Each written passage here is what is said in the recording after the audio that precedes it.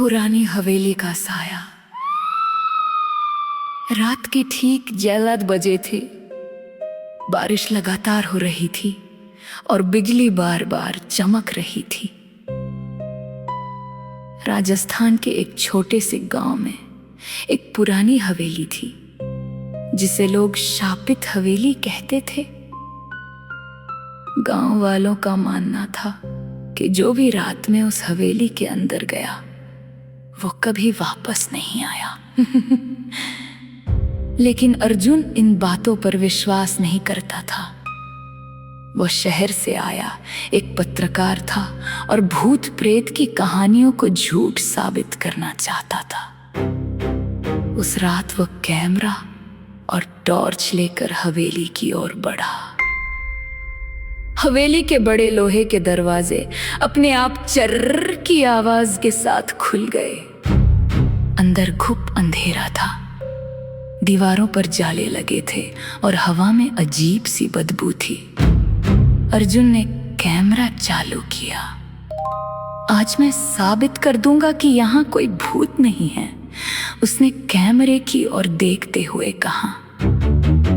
तभी ऊपर की मंजिल से किसी के पैरों की आवाज आई, ठक ठक ठक। अर्जुन थोड़ा घबराया लेकिन हिम्मत करके सीढ़ियां चढ़ने लगा। जैसे ही वो ऊपर पहुंचा उसे एक कमरा दिखा जिसका दरवाजा आधा खुला था। अंदर से धीमी रोने की आवाज आ रही थी। उसने धीरे से दरवाजा खोला। कमरे के बीचों बीच एक लड़की सफेद कपड़ों में बैठी थी। उसके लंबे काले बाल चेहरे पर फैले हुए थे। कौन हो तुम? अर्जुन ने कांपती आवाज में पूछा। लड़की ने धीरे धीरे अपना चेहरा ऊपर उठाया। उसकी आंखें पूरी तरह काली थीं। अर्जुन का गला सूख गया। लड़की अचानक मुस्कुराई और बोली, तुम भी बाकी लोगों की तरह सच जानने आए हो? अर्जुन पीछे हटने लगा। तभी कमरे का दरवाजा अपने आप बंद हो गया। धड़ाम! टॉर्च बुझ गई। अब कमरे में सिर्फ बिजली की चमक से थोड़ी थोड़ी रोशनी आ रही थी। अचानक अर्जुन को महसूस हुआ कि कोई उसके बिल्कुल पीछे खड़ा है। उसने धीरे धीरे पीछे मुड़कर देखा। वहां वही लड़की खड़ी थी, लेकिन अब उसका चेहरा बुरी तरह जला हुआ था और उसकी गर्दन अजीब तरीके से टेढ़ी थी। मुझे यहाँ से निकलने में मदद करो, उसने फुसफुसाते हुए कहा।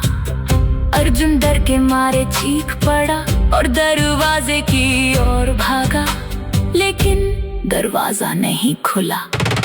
तभी दीवारों पर खून से शब्द भरने लगे, यहाँ से कोई जिंदा नहीं जाता।